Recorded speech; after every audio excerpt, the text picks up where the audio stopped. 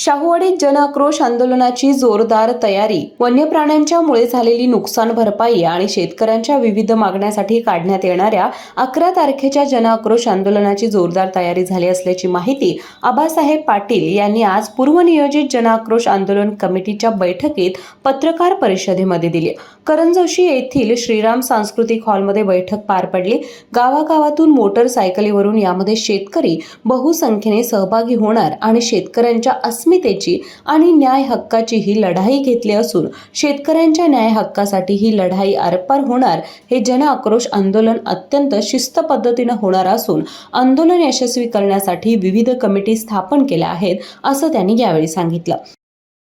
शेतकरी जनआक्रोश आंदोलन शाहूवाडी वन विभाग खात्याच्या अंतर्गत शेतकऱ्यांच्यावरती होणाऱ्या वेगवेगळ्या अन्याय अत्याचाराविरुद्ध दिनांक 11 एप्रिल रोजी शाहूवाडीमध्ये आंदोलन होणार आहे. या आंदोलनाच्या संदर्भामध्ये पूर्व प्राथमिक शेतकरी जनआक्रोश आंदोलनाच्या नियोजनाची बैठक आज करंजोशी या ठिकाणी पार पडलेली आहे. आणि या बैठकीमध्ये जवळपास आमच्या 150 गावातले जवळपास 300 लोकांची कमिटी आपण या ठिकाणी आज जाहीर केलेली आहे. प्रत्येक गावातले 2-2 प्रतिनिधी या आंदोलनामध्ये सहभागी होणार आहेत. त्याच पद्धतीनं वेगवेगळ्या कमिटी आम्ही या नियोजनासाठी केलेल्या आहेत. त्याच्यामुळं येणाऱ्या आंदोलनामध्ये एक शिस्त असेल. आंदोलनाची एक आचारसंहिता जाहीर केलेली आहे. आमचे कोणकोणते मुद्दे आहेत, ज्या मुद्दे आत्ताच आपल्याला आमच्या कमिटीचे शिवाजीदा भोसलेंनी आपल्याला सांगितलेले आहेत. त्याजवळ 10 ते 11 मुद्द्यावरतीच आमचं या आंदोलनाचा फोकस असणार आहे. आणि या आंदोलनाची सगळ्यात मोठी जी तुमच्यासाठी जी बातमी असणार आहे ती बातमी म्हणजे पेंडागळे रेंज आणि मलकापूर रेंज ह्या दोन्ही वन परिक्षेत्रामध्ये जे वन अधिकारी आहेत यांच्या माध्यमातून जो अन्याय अत्याचार शेतकऱ्यांच्यावर झालेला आहे. हजारो एकर शेती आमच्या शेतकऱ्यांची पडलेली आहे. त्याच्यामध्ये कोणतंही पीक घेता येत नाही.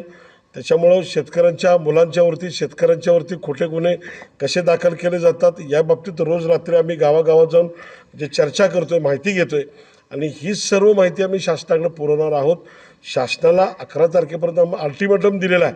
आणि या अल्टिमेटमच्या पूर्वी वनमंत्री, महसूल मंत्री, कोल्हापूर जिल्हाधिकारी, कोल्हापूर जिल्हा वन अधिकारी यांनी ह्याच्यावरती निर्णय घ्यायचा आहे.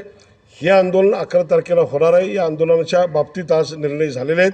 आणि त्या संदर्भामध्ये पुढील जी काही तुम्हाला माहिती द्यायची असेल तर आम्ही पुढच्या पत्रकार परिषदेवर देऊ.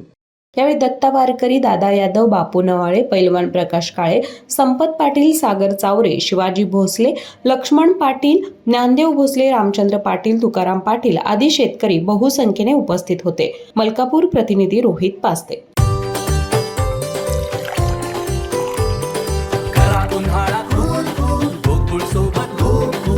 गोकुळ सोबत गो कूल.